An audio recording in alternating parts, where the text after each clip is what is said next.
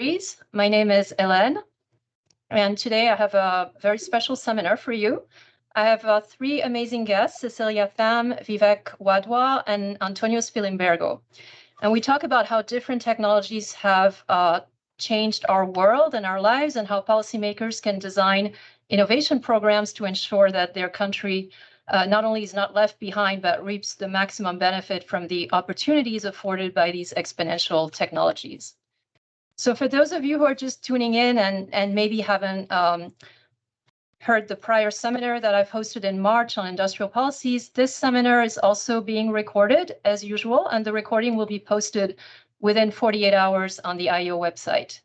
So everybody except for our guest speakers, please mute yourselves if you haven't done so already so that we can have the best possible audio quality.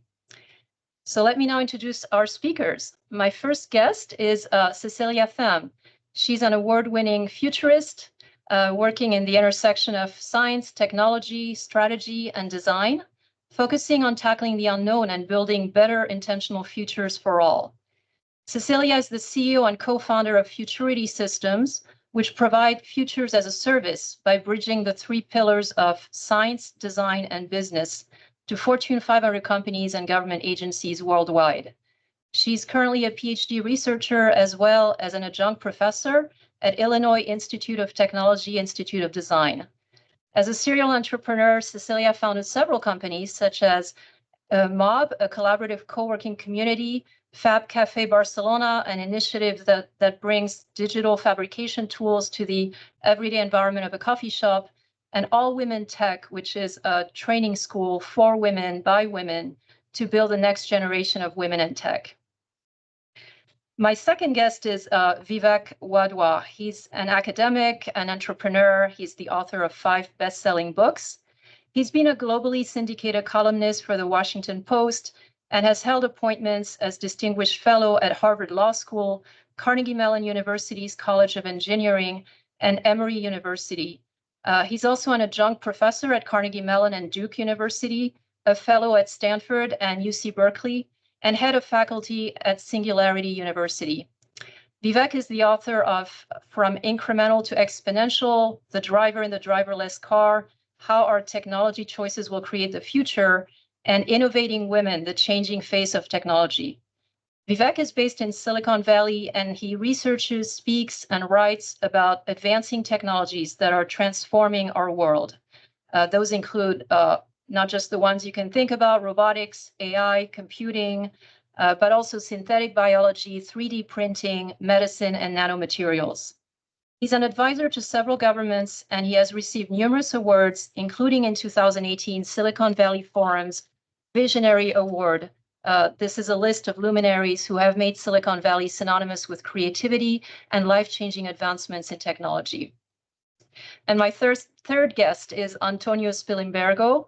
Antonio is the Deputy Director of the Research Department at the IMF. He received his undergrad diploma from Bocconi and his PhD from MIT. Since 1997, Antonio has worked at the fund, where he has been mission chief for Brazil, Italy, Slovenia, Russia, and Turkey. Antonio is a research fellow of CEPR and a member of the Research Advisory Board of the Central Bank of Russia. His papers are published in leading academic journals, including American Economic Review, AEJ, Macroeconomics, and JIE, Journal of International Economics. He co-edited the books Getting Back on Track, Growth, Employment, and Rebalancing in Europe and Brazil, Boom Bust, and the Road to Recovery. Antonio also co-wrote the book CVAX during the pandemic.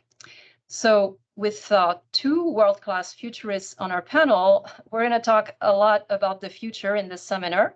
And we're also going to talk with Antonio about what these trends could mean for the IMF surveillance, lending, and other activities. So without further ado, let's get into the seminar with someone that I'm really excited to have on today, Cecilia Tham. Welcome, Cecilia, to the IEO seminar series, and welcome to the US. You just came yesterday, I think. You just landed yesterday. Thank you so much for joining us today, and take it away. We'll let you share your screen. Thank you so much, Helena. You make me sound so good. I'm going to bring you with me every time I have to give a talk. So, hello, everyone. I am super thrilled to be here. Let me share my screen. Let me know if you can see it properly. Yes? Yes. Great. Okay, so I am actually really excited to be able to share some of our works here and talk a little bit about the future. And so today I will show you a little bit about how we approach thinking about how these exponential technologies will impact us in the future. So a lot of times when we, especially in the context of companies, when we talk about futures, so every single company talks about growth. And they talk about growth in two ways, whether they're looking into launching new products or launching into new markets, right? At best, they are looking at both areas and what we're calling that diversification, right? But our job as futurists, we are actually looking beyond these two ways of growing, and we're looking at this area and what we're calling the next and beyond horizon. And in this horizon, we focus on looking at opportunities and existential threats. And I'm going to come back later to kind of talk through how we're going to tackle looking at those specific opportunities and threats. One of kind of my North Star in kind of helping us navigating the future is using the pace layers. And pace layers is something that had been written by Stuart Brand back in 1999 in the book, The Clock of the Long Now. And let me just kind of really quickly dissect how we use this pace layers. And so on the bottom layer, these are your slow layers. So nature is slow because evolution is slow, right? So as you go up the layer, you have culture, which is tradition, religion. Those are also slow layers, governance, regulations, laws. And then your fast layers are your technology layers, your fashion layers. And these are your fast changing layers.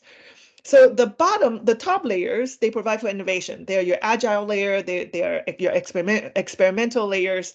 And all of these innovations then get trickled down to your slower layer, but these slow layers allow for stability. And together, the whole entire system create resiliency for our society to be able to kind of move forward. And this is what the pace layer is trying to help us in navigating this future space. But what is happening right now is that we have a disequilibrium in these pace layers, right? Nature, specifically climate change, is changing in a much faster rate than we have ever seen before. Governance, regulations, they are becoming a little bit more paralyzed in the fast pace of change, and so they're not reacting at the same pace that they need to be. Meanwhile, companies, big tech, and they're changing, as well as technologies, they're changing at rates that we haven't not anticipated. And so now with all of this equilibrium, what we're confronting is that we have a society that is very much struggling to understand how we can go back into equilibrium. So some of the techniques that we're using to map these different changes is what we're calling the three horizon. And so the way that we understand these different horizons is that we start from this corner where we start having very far future, speculative, imaginative futures. And we start asking ourselves questions of whether those particular futures or technologies are viable. And the first horizon validation is that we start asking ourselves questions, is that scientifically possible? And so here we look at scientific articles, we look for proof, we look for evidence to give us indications that yes, it is doable. Once we have that validation, the next question that we ask is, okay, great, you can do it in the lab, but can you do it at scale? And this is a question of engineering question. And here we look at patents to look at indications of where there is tech transfer into the industry. Once we have validated that and that there are enough patents to show us that we're moving forward, then the next question is, well, are there use case for this? Is this applicable for the world? And here we look at business evidence like Forbes articles, like startups, like funding to give us indication of if we're moving forward. And together, this map allows us to understand the maturity level of any technology that is coming towards us and how fast they're coming towards us. All of this give us kind of an understanding of when we talk about the future, we need to talk about it from different perspective. We need to understand and use the rigor of science and technologies, use our imagination to conceptualize how these world will be, use engineering and prototyping to give us firsthand insights of how these products of the future will become, and then understand it how they will be applied from the business sense. And so this is together, we call it Futures as a Service as a way for us to navigate these futures. So now I want to give you some examples of the work that we do as to kind of ground how we think about the future. So this is a project that we did actually with the Secretary of State in Spain in the Department of AI. So to start, this is a smart mirror that we have built. What you're seeing here is that inside the smart mirror there is a avatar, kind of a bot of myself living inside the mirror that I can talk to, and they will respond back.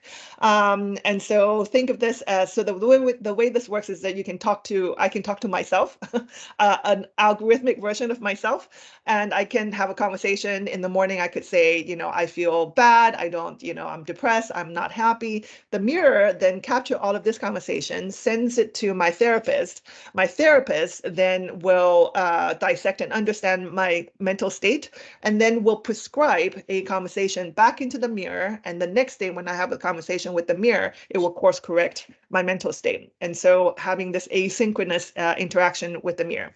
We continue with this project mapping to understand how we can apply this in the context of this project that we're working with the Secretary of State. And the problem we have identified, we were giving the mandate to understand a problem in the future that Spain will be confronting. And the problem that we have identified is the growing demographics of the elders. And so what we did here is that we dissected the problem and using AI to solve 4 major concerns, which is giving the elders autonomy, giving them skills, 2 ways, learning as well as sharing, as well as the health and security. So I'm not going to go into super details with this, but one of the major things that we have learned is that through the smart mirror, we can actually embed technologies using computer visions to identify not only just vital signs, but also use it to screen early onset of neurodegenerative diseases such as Alzheimer's, so that we could detect it earlier on to have be able to apply treatments in an early state. One of the anecdotes through this exercise was that we met Gloria, and through the prototype, we've learned that in the middle of it, she had a stroke.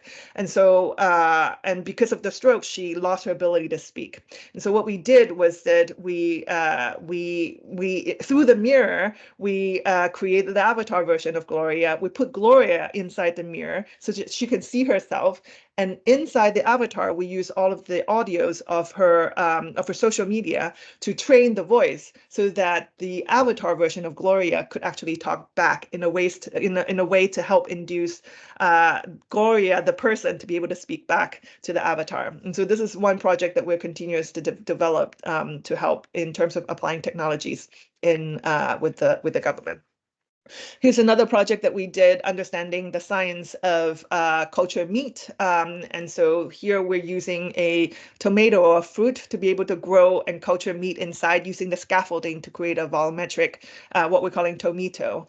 And so we've learned that scientists are able to grow not only meat inside a fruit or vegetables, we could actually grow anything within it using the technologies that we have today. In fact, I'm going to jump here. In fact, this is a pretty recent news on March 14th that the Korean scientists have been able to grow beef inside of rice. And so beef fried rice will have a completely different meaning in the near future. And I'm really excited to try this beef fried rice in the future state. I'm going to share one last project really quickly, kind of captured how we can understand this future kind of applicability in terms of technology. And so we wanted to understand kind of how our economy will be moving towards the future. And this is a project looking through the lens of a non-human lens through plants. So this is Herbie. Herbie is our autonomous plant. And Herbie, autonomy for us means that Herbie has a certain level of decision-making capabilities. So Herbie can, for example, have all sorts of sensors. When the water sensor is low, Herbie will go and fetch water. When the light sensor is low, Herbie will go into a place with light. And so with this, Herbie can make certain decisions of, how it navigates itself. But we didn't stop there. We thought about, like, what if Herbie is a tomato plant and Herbie can come to you and ask you, whether you want to buy Herbie's own tomato. Questioning, also putting into a question in us humans, what if plants can own themselves? And so if Herbie can own its own plant and can sell its own tomatoes, and we say yes, we start buying from Herbie. Herbie now can earn money. Herbie might need a bank account. Herbie might, with all the monies saved, could invest, could maintain itself, and so on and so forth. The whole entire exercise is trying to, ask the question, can non-human participate in our human-centric economy? And the thesis we're trying to understand is that if they have economic rights, can then they prioritize themselves from their own perspective? And so this was the project to kind of get us understanding how we can think through from their viewpoints. We built a whole entire army of plants. We converted all of the sensor reading of Herbie into a visualization. So what you're seeing on the right is actually a health status of the plant itself. And so the soil moisture sensor would give us the height, give us the soil moisture reading. The color of the leaves will give us the light sensor reading, and so on and so forth.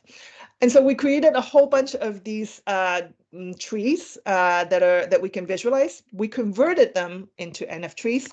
We sold these NF trees on a carbon neutral blockchain, and all of the proceeds go into the wallet that we have set up for Herbie. So Herbie, I think, is one of the wealthiest plant that I know on the planet, has about $2,000. And right now we're trying to understand if we can create a plant-based company. So we're creating a DAO.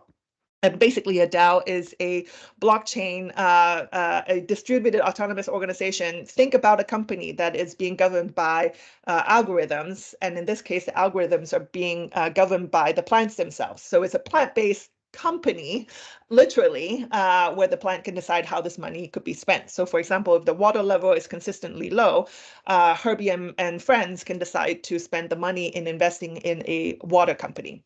And so we continue to develop this. We created visualizations of these in augmented reality mode. You can plant these trees. People can buy these NF trees and understand their state. Here, there's a screenshot of how the sensors readings are revealed to the buyer. And we're extending this and trying to understand other ecosystem, like using sensor readings of the sea and water and coral reefs to map out NFCs, again, using the same mechanism to allow seas to have ownership of themselves and to participate in our human-centered economy, likewise with the bees.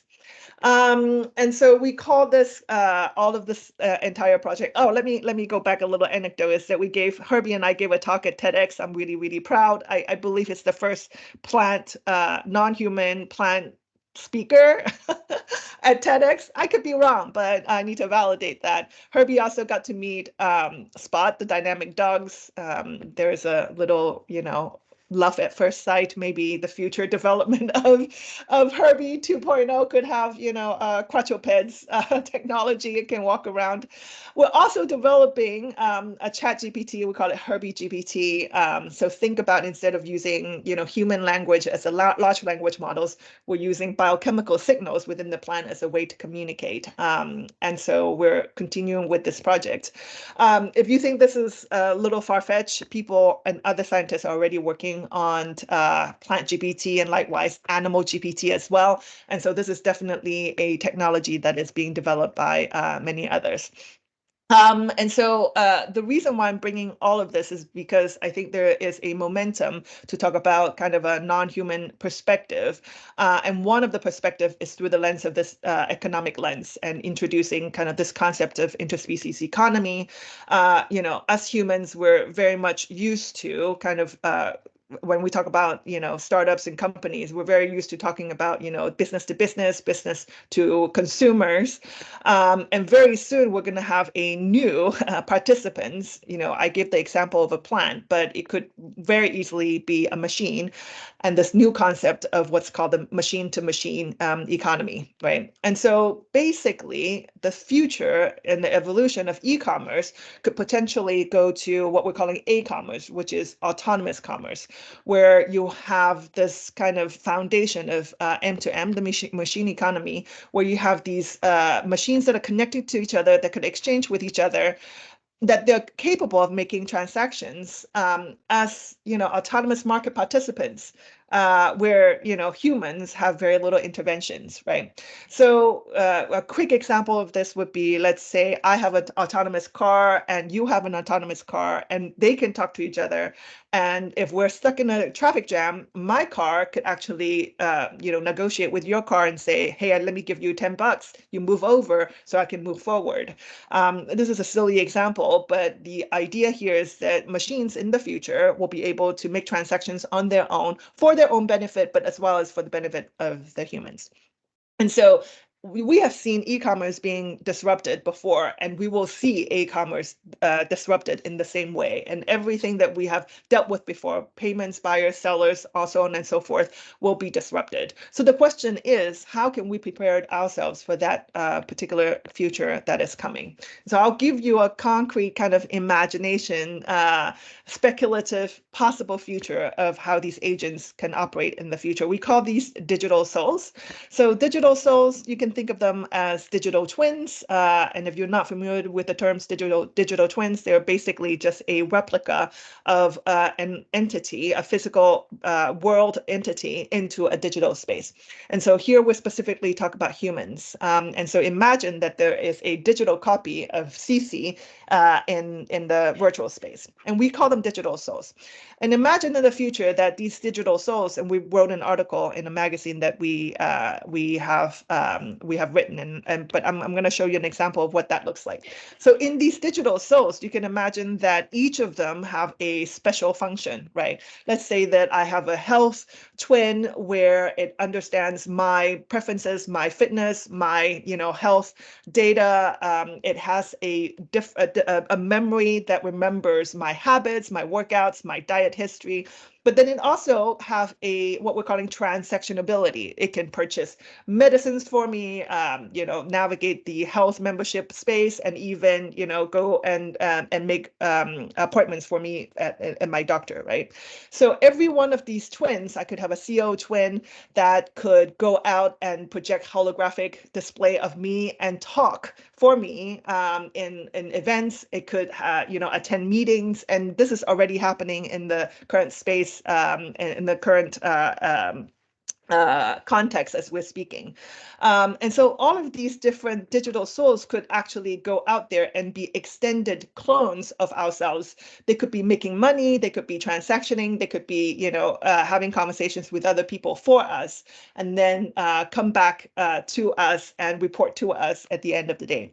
And so this is one of the ideas that we're developing, and what would happen in the future if this were to be true. And some of the, every single exercise that we do when we doing futuring is that we think about the positive consequences as well as the negative consequences, right? So these are, a couple of different digital twins that I've mentioned. So every one of these exercises we do is a rehearsal for the future, right? So coming back into the space, when we talked about opportunities and threats, we need to understand the potential that these imaginations and these future products could bring, but we should also think about what potential negative consequences that could affect us. And so I'm going to jump into the methodologies that we use, or just for the sake of the time here. So we use this exercise called synthesizing future, and there we imagine possible future products that could come from these technologies, these emerging technologies that we talked about. So in this example, if we think about cellular gastronomy,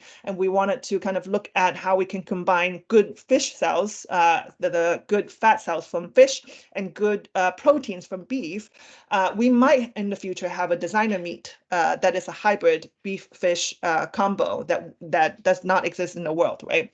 With that, we need to kind of think about, well, what are some of the potential consequences, positive ones, because we need to capture those as opportunities. But then there might be negative consequences, like maybe farmers could be affected in their jobs. We need to think about that because we need to think about preemptively how to provide solutions for those future products that we're bringing into the market. And so this is a way for us to be rigorous to think about the impact that we will be having with the technologies that we are using today.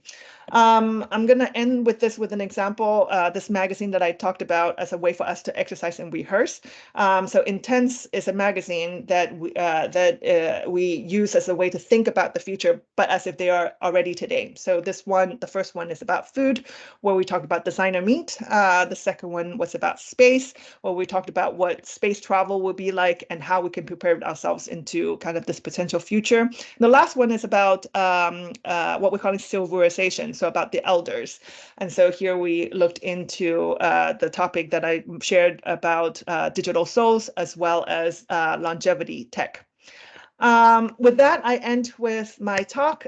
Thank you so much for giving me the space to share our project. And yeah, we'll talk more after the other speakers.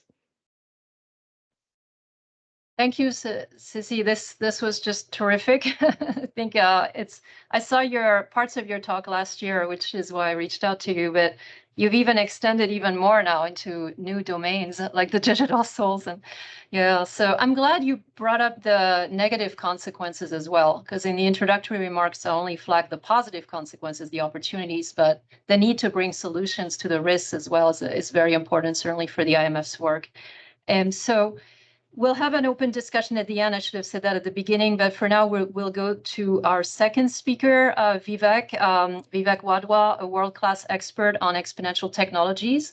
I'm really thrilled that you could join us today, Vivek, and I can't wait to hear your views about the future. So the floor is all yours. Great. So I'm going to give you a crash course in the future and tell you how innovation is globalized and the role and why I decided to quit academia and make this future happen myself. So let me see if I can figure out some basics of technology and show you my presentation. Now, can you see my oops, messed up already. Up here. Now, can you see my slides now? Not yet, but we can see your screen. So all right. Hopefully you'll have my slides now. Yes. Yes. All right, we good. can see them. All right, so, in the next decade or so, when I say decade, I'm talking about 10 to 15 years, we're going to see all sorts of amazing advances. Finally, we're going to have cars that drive themselves and don't crash. This is likely to happen in the next 2 or 3 years. We're going to have cars that fly themselves, literally flying cars, they're coming. We will have drones delivering almost everything. We won't need to have, our Instacarts and so on, send human beings over, they can simply drone it over. We're going to have robotic housekeepers. If you remember Rosie from the Jetsons, she's coming. We're going to have robotic friends and companions. And this is really important in the West because it's, the pandemic of loneliness. And we're going to have AI doctors. Not only the magical mirrors that Helen showed us, but actually intelligent assistants who monitor our health, who have all of our data, and who can guide us better than human beings can. Well, I think we're going to see this within the next 5 years or so. And then we're going to have cures for all diseases, practically, almost every disease, including cancer. This is my life's mission, to cure cancer, and I'll tell you more about that. We will also have gene-edited plants so that we can grow food in the desert and all sorts of other amazing things. Gene-edited humans. Yes, this is coming. And so is Jurassic Park. If you follow Google George Church and the work he's doing, he's working on bringing back the woolly mammoth, but these are coming. And then bionic enhancements. If you remember the $6 million man, Steve Austin, watch a couple of those shows. Yes, Steve Austin is coming in the next 10 to 15 years or so. And there's much, much more. We're talking about virtual worlds and holodecks. The next 3 or 4 years, the technology will be perfected to the point that we're going to be having these meetings on Mars or the moon or wherever else. 3D printed houses, electronics, household goods, space colonies, the next green revolution, vertical farms, 3D printed meat.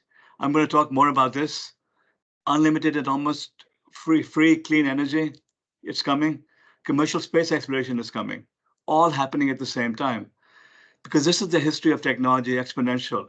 It took thousands of years to go from agriculture to pottery to the plow to mathematics.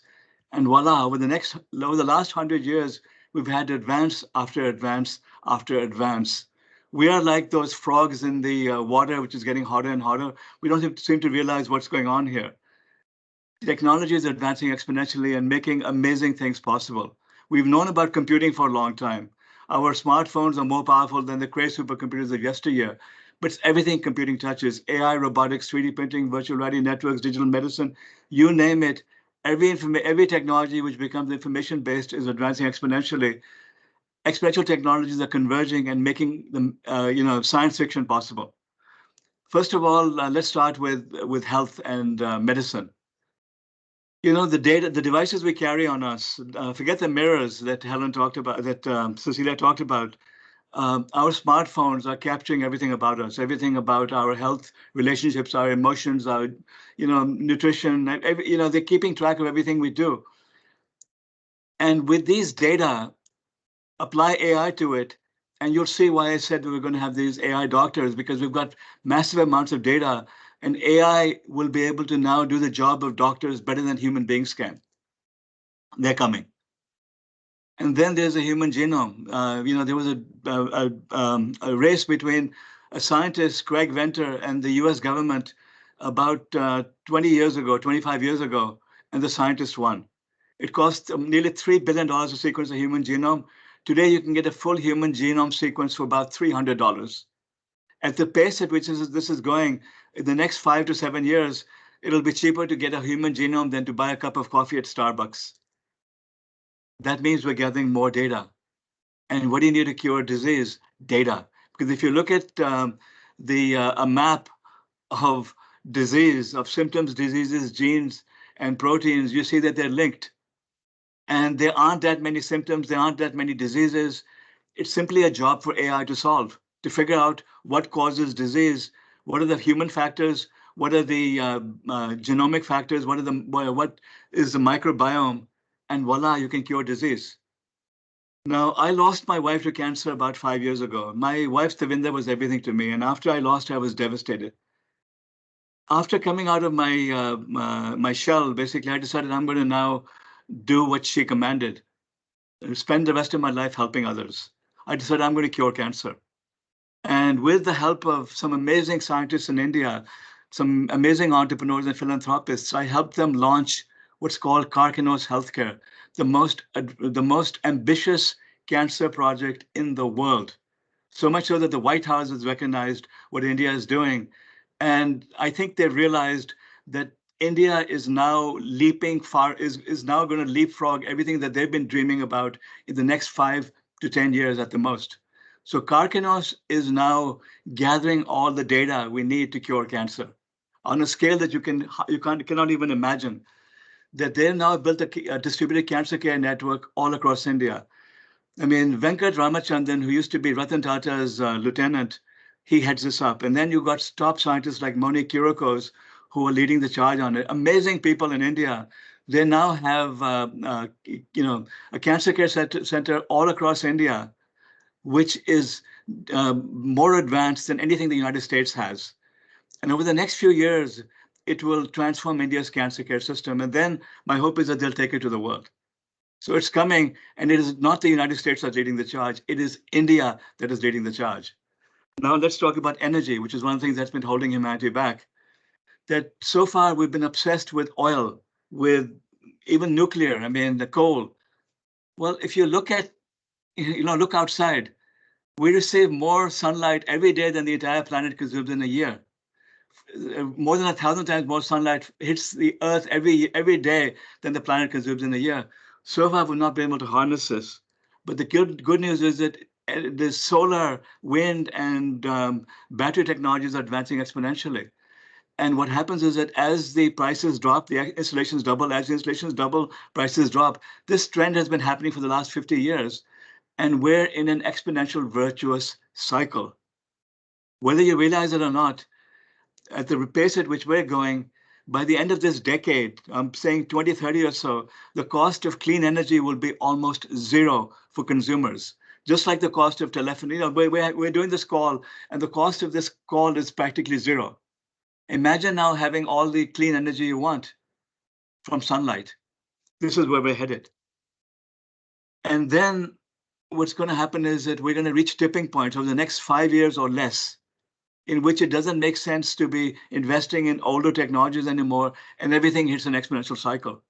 This is happening faster than we can imagine. Wind energy is advancing exponentially, and so is battery storage. It's advancing exponentially. So the cost of electric vehicles will drop in the next 2, 3, 4, 5 years to the point that you can replace your existing gas guzzling car for $15,000 or $20,000. And by the way, that car will drive itself. This is happening. And whether we realize it or not, the cost of storage is 1/10 of what it was in 2010 and will halve again by 2026 and reach a tipping point where it becomes a no-brainer. All right, now let's solve another problem, the problem of clean water. And let's go to Chile for this. There has been no major innovation in clean water for the past 40 or 50 years. We've had the same old technologies, reverse osmosis, UV radiation. A group of scientists in Chile decided to solve this problem themselves, and they built what was called the plasma water sanitation system. They essentially made a breakthrough in converting water into plasma, the fourth state of matter, and back into water, using a chamber which alternates the pressure. And it was just almost magic what they developed. This is the technology. Watch it for a second.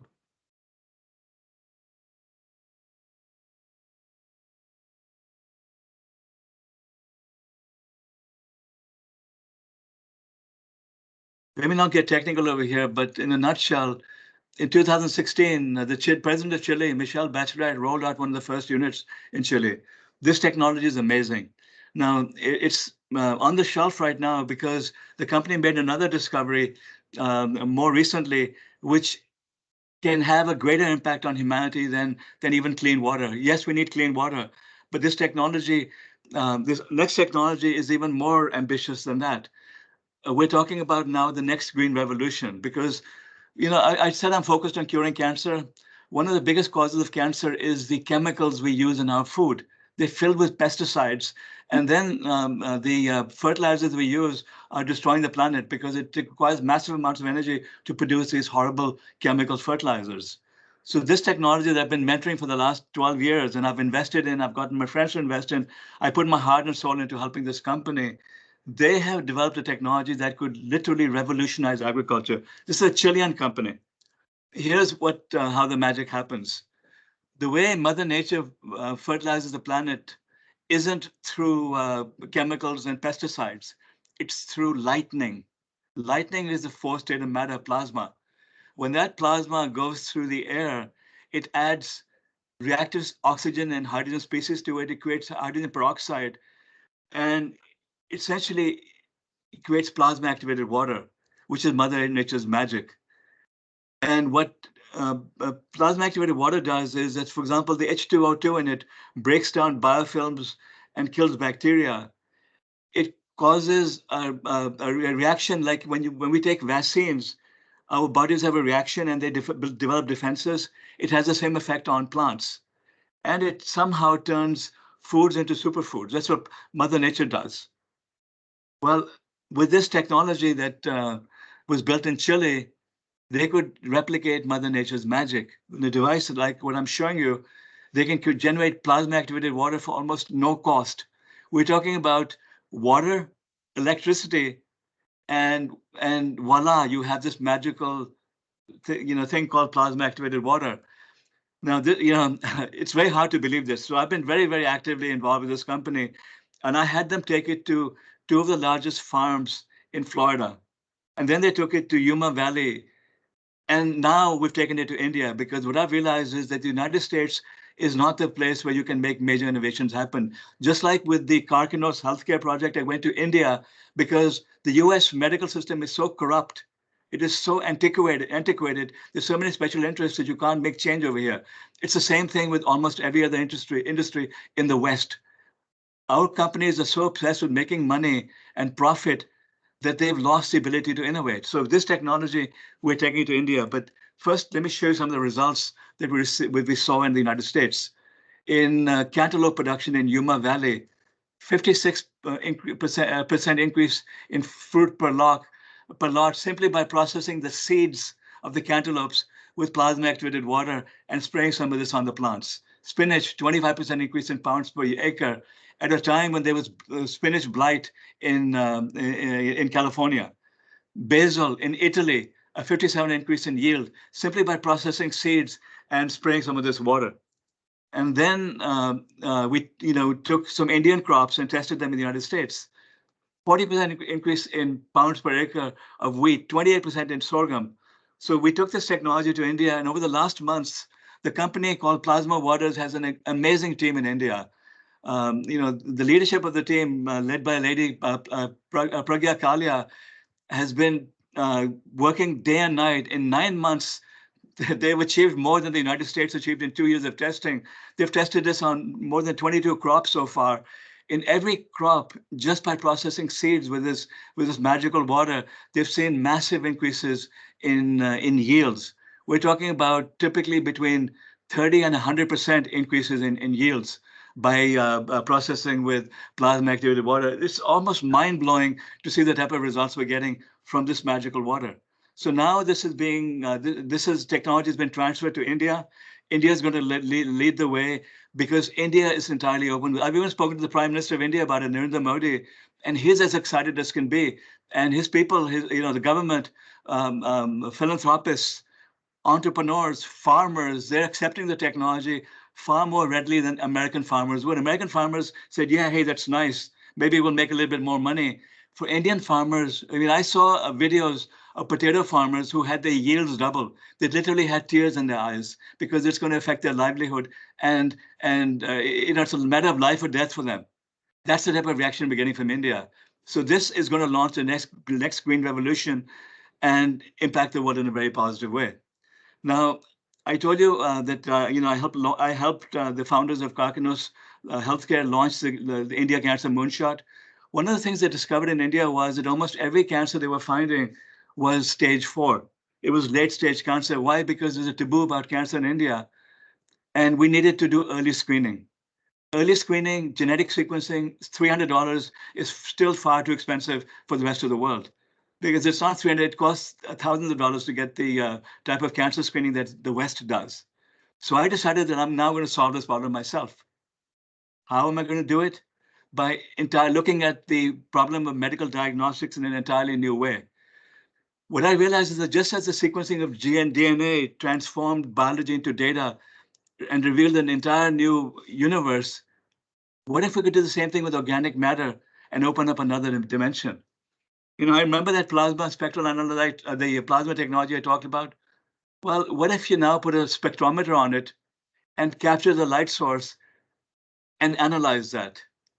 Here's what the problem is, that this technology could have been built 20 years ago, 50 years ago. However, we don't have the human ability to analyze the plasma spectrum. It is so complex that human beings can't understand it. But then what happened? AI has now advanced exponentially. AI can do what human beings can't in analyzing information. So I have basically started a company, Vionix Biosciences, in which we have licensed the spectral analysis technology, which is very simple, which is essentially taking a plasma beam and adding a spectrometer to it. But the magic now is in AI, in training AI to understand every disease and analyze it instantly. So this is what I'm building. Tomorrow's diagnostics lab, a spectroscopic technology which costs, the target price for the device is $10,000. Right now, it's looking more like $20,000, but trust me, I'm going to get there. But the magic is that once you analyze urine, breath, blood, or saliva, any human sample, any organic sample, you upload it to the cloud, you can analyze every disease at the same time. This is what I'm building. We have early results, which are amazing, mind-blowing results already, but we are now, over the next 6 to 9 months, going to focus on infectious diseases. That I'm working with some of India's leading institutions who are very open-minded, like the All India Institute of Medical Sciences, who have all the data and the biosamples necessary to train our AI. We're going to train it on every infectious disease that's found in India. And then what do? You take a urine sample, you put it through the device to get a spectral analysis, upload it to the cloud, and within 5 minutes, it does a complete analysis and tells you what test to get done. Because we're not, we're simply doing this as an informational technology for the moment to tell you what we suspect you have. Once we've done a few 100 million tests, this is going to be more accurate than any medical instrument from the West is. This is what I'm building. All right, I'm going to conclude by saying that you've got a lot of reading to do now. Forget these textbooks from 10 or 20 years ago that Cecilia was talking about. Read Driving the Driverless Car. It tells you everything from AI to quantum computing, what's happening, the good, bad, and the evil of the technology. And if you decide that you want to do what I've done, I'm 66 years of age right now. I've decided that I'm going to solve several of the grand challenges of humanity myself. The book From Incremental to Exponential tells you why I can do what I'm doing and how entrepreneurs everywhere now can challenge governments in building innovation and saving the world. All right, with that, let me hand it back to you folks. And Hartley, where did you come from? Anyway, I can't hear you, but I'll hand it back to our host.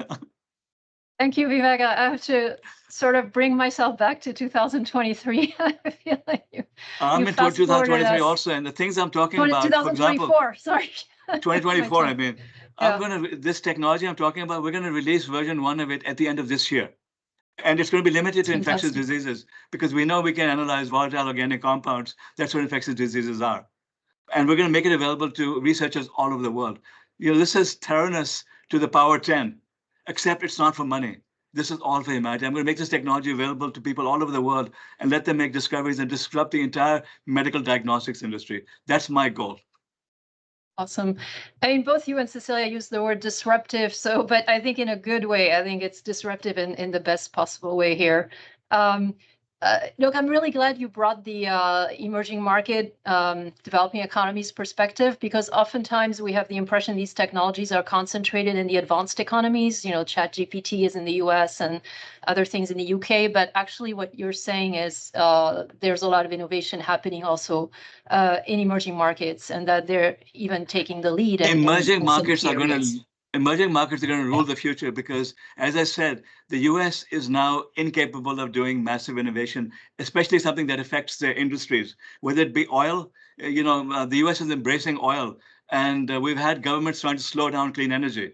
Right? It doesn't matter. The US is not relevant in this anymore because innovation is globalized. I took the cancer moonshot to India because I was afraid it couldn't be done in the United States. I'm taking my spectral analysis technologies to India because I have a who's who ready to help me. I'm getting support like you won't believe from there. And what I'm finding is that the AI research, I have 5 developers working on my AI tools. They are working harder than people in Silicon Valley would, and they're working at the same level as the top developers in Silicon Valley. It's costing me 1/10 or 1/20th of what they would in the United States to hire these brilliant kids who can build AI systems. Yeah, the other trend I picked up is definitely the sort of deflationary trend, even though we're still dealing with high inflation right now in most of the world. But fundamentally, all these innovations are deflationary. I mean, the costs are just crashing down. So it's interesting from an economist perspective to think about that too. So that leads me to our third speaker. We have someone that I respect and admire a lot. He's not only an intellectual leadership role at the fund, also working on our AI strategy at the fund, but also someone who's always inspired me to take risks and think outside the box and innovate in my own research and work at the fund. So this is Antonio Spilimbergo. Thank you so much, Antonio, for coming today to speak with us and to kick off the discussion on what all this means for the IMF's engagement with its member countries. I don't see you, Antonio, but could you hear me please now? Take it away. Could you hear me now? I hear you. Yes.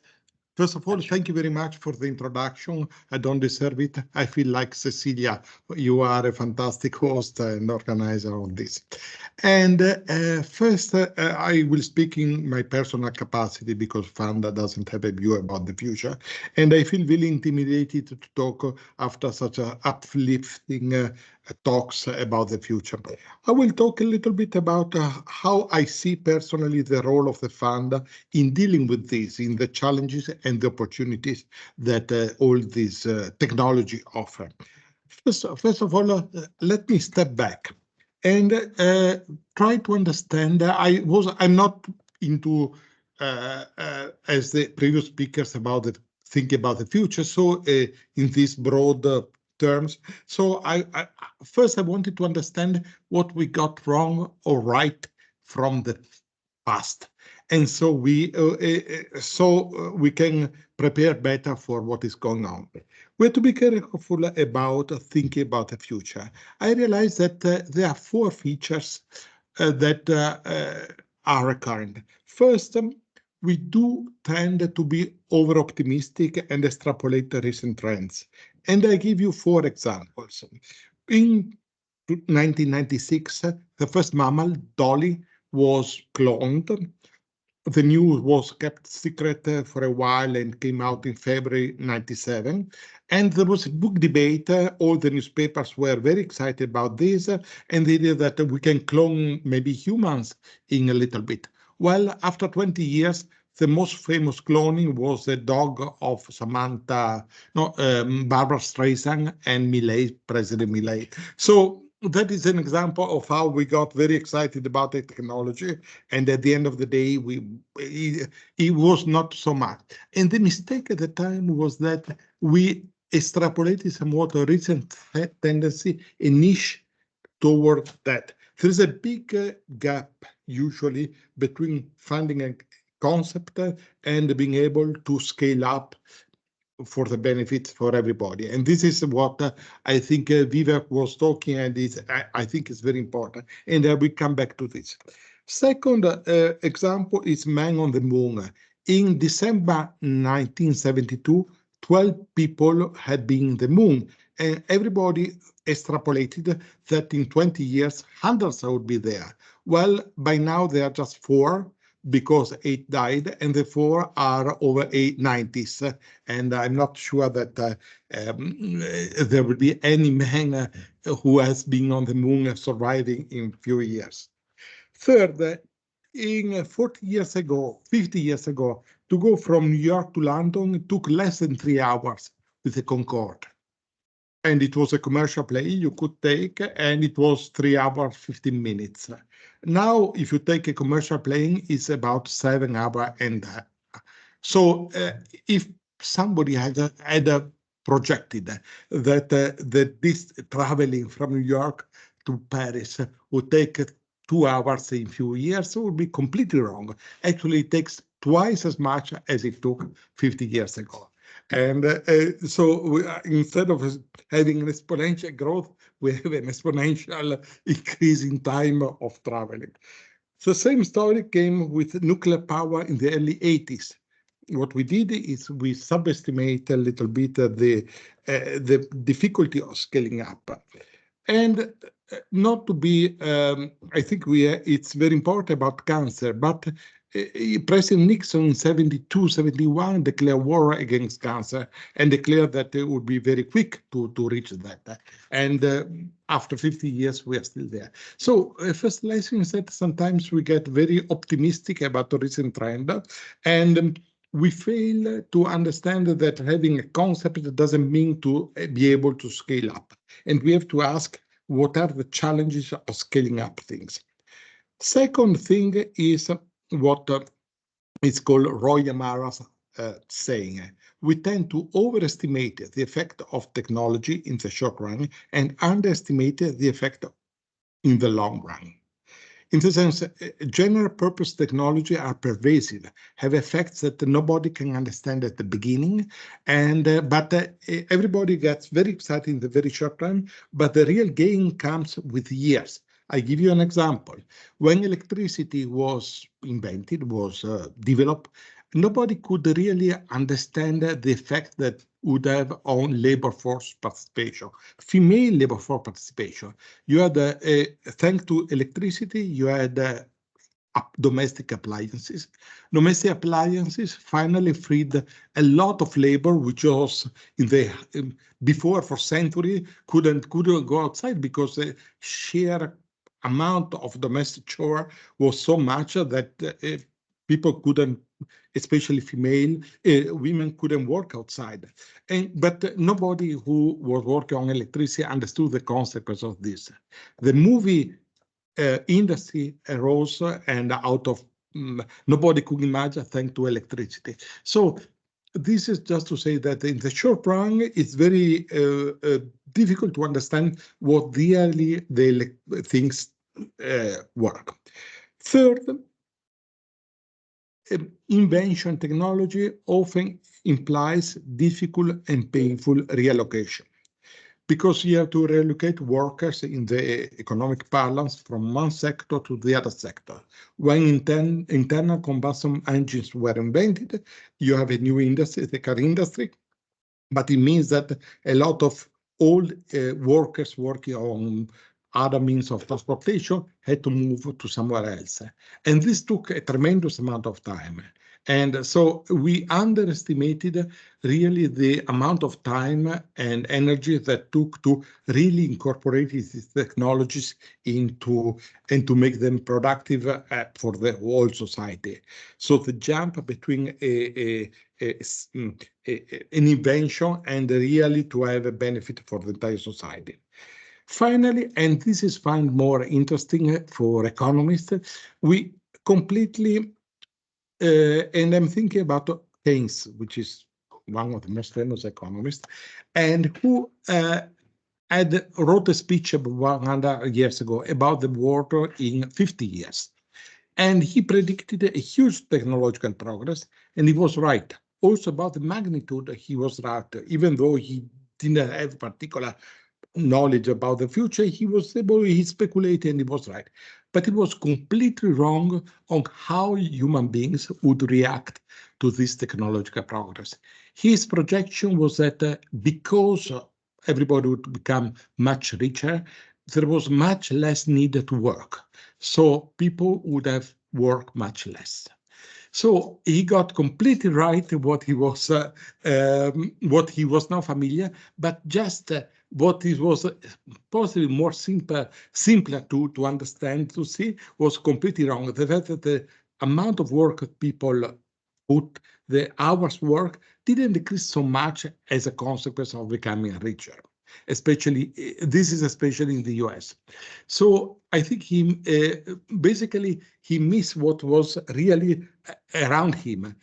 I don't know why. I think it's very interesting to understand why he missed something that was so simple to predict, which was the reaction of human behavior to technological progress.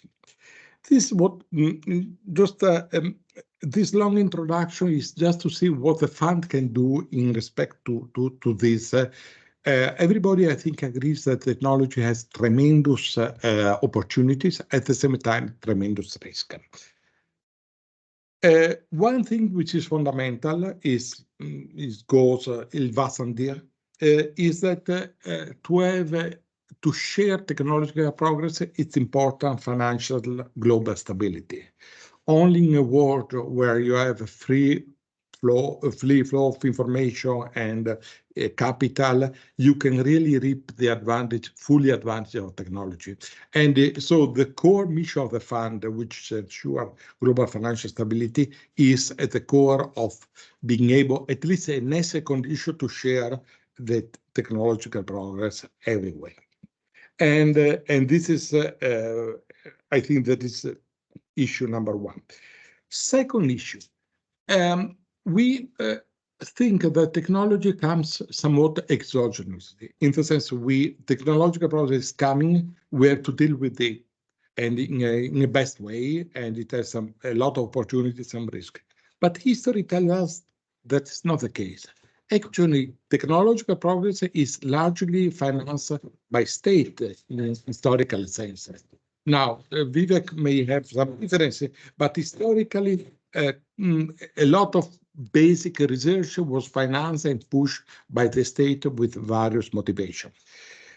Second is not that technological progress is random, it's directed. And all the research by Professor Arjemoglu is to show that over time, some kind of labor-saving technological progress have been pushed more than other kind of technological progress.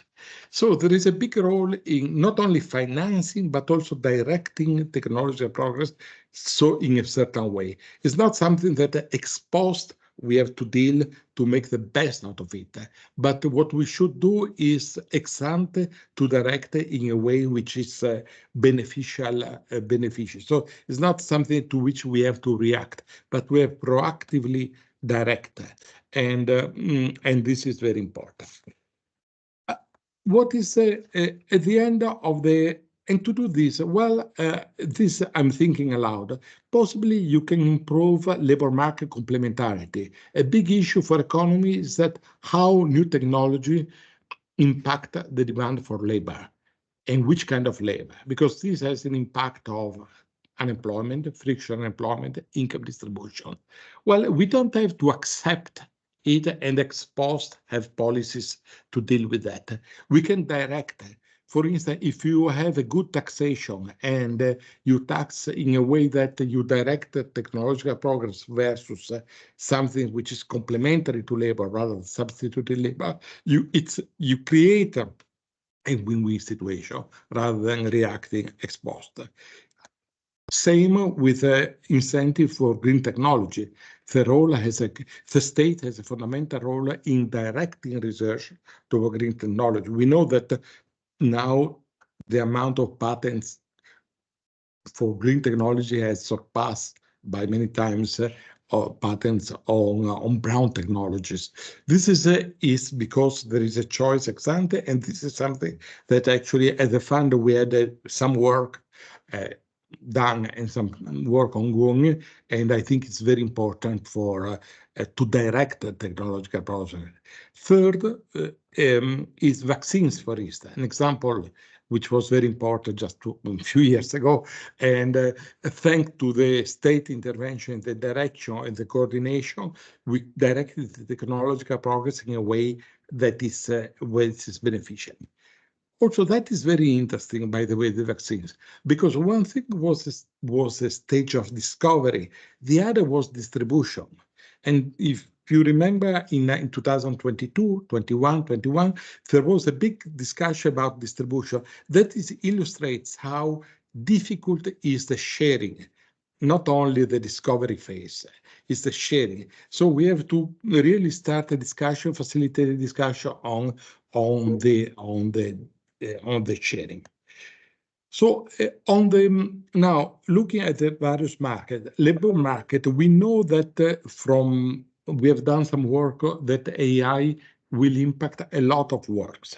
Around the world, about 40% of the work will be affected, of the jobs will be affected in somehow, and in advanced economy, this raised to 60%. I think it's important ex ante, not ex post again, to deal with training, so to give workers proper instrument tools to deal with that, strengthen safety net. Sometimes you have to deal with inequality that some technology could create. So labor markets, I think, is a key issue. We have done already a lot of work, and a lot should be done. Financial market is the other issue. Financial market will, technology, we know, create new opportunities, but new risk. And we need to upgrade our mitigation toolkit, possibly incorporating the AI and other things. So this is another sector. Fiscal IMF is very, has been one of the key role is capacity development and including the fiscal areas. And I see potentially big benefit in using AI, for instance, for fiscal and purposes. And I think that we have work ongoing on this. So overall, I think that we do, even though we don't know exactly how technology will develop, and we know there are some false starts, some big promises that turn out to be good on it, we do know that the role, that the fund has a big role, both as a global institution to preserve global stability, but also to advise countries in labor policy, financial policy, fiscal policy, where we keep build on our expertise. Thank you. Thank you, Antonio. That you laid out a great agenda with multifaceted, multi-pronged agenda for engaging on these issues. I think we will. I have so many thoughts and questions, but I think because last month at the webinar we started with the questions in the chat. We're going to move in the second part of the discussion, and let me just ask if anyone in the room wants to come in first, and then we'll go to the chat next. We'll just reverse the order today. Elena, do you want to come in? Just unmute.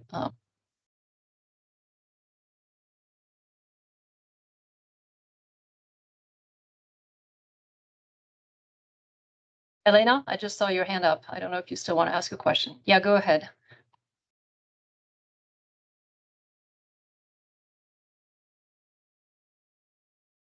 We can't hear you.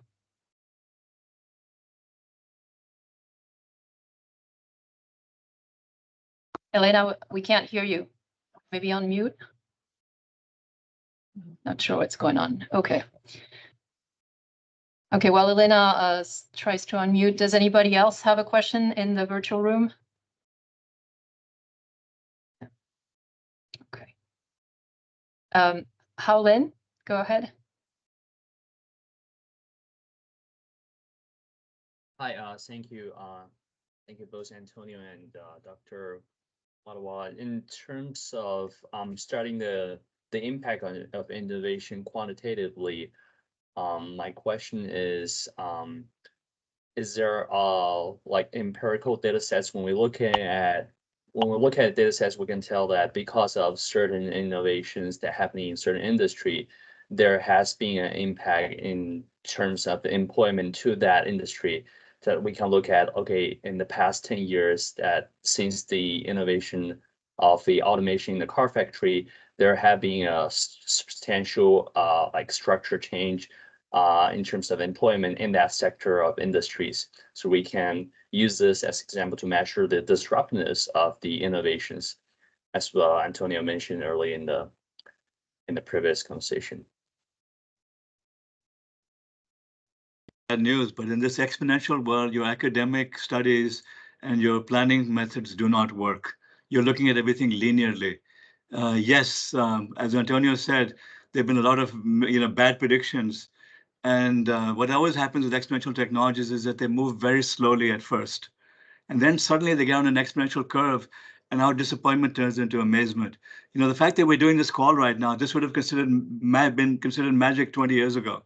The fact that we have smartphones that are 1,000 times more powerful than the earlier generations of computers would have been considered magic. The poorest of the poor, if you go across India right now, within 3 years, they went from being digitally backward to having everyone now, using UPI, the payments interface, to make payments. Even beggars have QR codes now on which they accept payments. All of this stuff happened so fast that academia can't keep pace with it. Your linear models can't keep pace with it. AI, 18 months ago, no one could have predicted what happened with ChatGPT. And now all of these dozens of new products that are being released every month. No one knows where it's headed. So every technology right now is on this path. Every information-based technology is on this path. Some are going to be very disappointed, like virtual reality is still disappointing. But give it 3 or 4 more years, suddenly we'll be doing this in virtual reality with VR headsets. So I don't know how to answer your question, because there are no academic studies. The academic models are out of touch. Academics are out of touch. Cecilia is the most smartest academic I've come across in this field. She gets it. She's looking forward. But she's also doing things the academic way, right? So there's a big gap between academia and the real world now, and that's growing exponentially faster. Oh, it does. Thanks. Thank you, Vivek. And I'm glad that both you and Cecilia are entrepreneurs, right? You're real life entrepreneurs. You're not just at the cutting edge of development of these technologies. That's but why also that's why she looks putting so real smart. money on the line. Yeah, So, because she's half an yeah. entrepreneur, half an academic. So the academia grounds her and holds her back, whereas the entrepreneurial spirits take her to new heights. Yeah. Right. No, I think the big question is scaling up, right? I mean, are we talking about something like the printing press, which has completely democratized knowledge across, it used to be just the monks in these monasteries that would handwrite all the knowledge, and then printing came along and everybody became, an erudite person. I don't know. The jury is out. Is this that kind of disruptive technology, Yes, like the printing it is more press? than that. It is more than that or happening a 100 fad. times faster, happening Right. 100 times faster, and far greater than what you described. I mean, on this Right. call, we have a lot of people out of nowhere. We have no idea who they are. They're, they want to gain knowledge. You brought your people broadcast this on LinkedIn, and now suddenly you have people who can share this knowledge. When you put this on YouTube, it'll be available. The knowledge will be available to anyone and everyone, everywhere. The poorest of the poor have access to the knowledge and to people like you and Cecilia at the same time as the rich do. So a lot has changed very fast. Very good. So let me go to Elena's question, which she has typed in the chat. So I'll just read it for you, Elena. This is, I think, for Ceci. What are ethical considerations in e-commerce and virtual objects? We all remember the Terminator movies. How can you ensure that the new technologies would not be misused? And a separate question is, can digital twins predict future health of a real person? So Ceci, do you want to take that one? Sure. I think everyone can agree here that every single technologies that we launch in the wild will have a good use and a misuse and an unintended use. And unfortunately, I think we haven't done the work in prior generations. We haven't done the work to ensure that those negative and unintended consequences wouldn't happen until we start teaching our new generations and the younger generations this kind of pedagogical understanding of how we properly do these consequences in order to prep it, right? So to answer your questions, how can we ensure this all new technologies would not be misused is through education, fundamentally shifting and putting the responsibilities of us doing the work now to be able to create these preemptively create the solutions. So there's this wonderful book that I've been reading that I absolutely love. It's called How to Be a Good Ancestor. And we don't often think about, the repercussions of what we do to future generations. And I would, suggest how we can prep ourselves and prep, the young generations to become responsible ancestors in the future.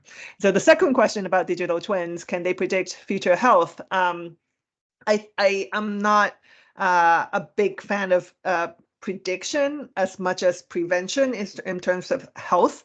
And so so much of our healthcare has been about sick care. And so how can we really shift this understanding of, it's not about, it is really about, how do we take care of ourselves now, and how can we introduce these preventive, exercises in order for us to, to become healthier into the future space. And so I do think that these digital twins, the mirrors, and all of these things that we're testing right now, and let me just remind you that everything that we do, the artifacts and the prototypes, is for us to understand the impact of these technologies. I do think that there is a way for us to understand how our health will be projected in the future, but how we use this information is crucial. Again, I'm going to reiterate about the preventive aspect of using these technologies in this future sense. So Celia, I got news for you. It's too late. Look at AI. Look at, did you realize I'm an AI? I'm a deep fake over here. Well, I could be. In a couple of years, you won't be able to tell the difference between me and my digital twin. So, oh yeah, no, for sure. And no one can stop it. No government can stop it. That's the problem. The cat is out of the bag now with these technologies.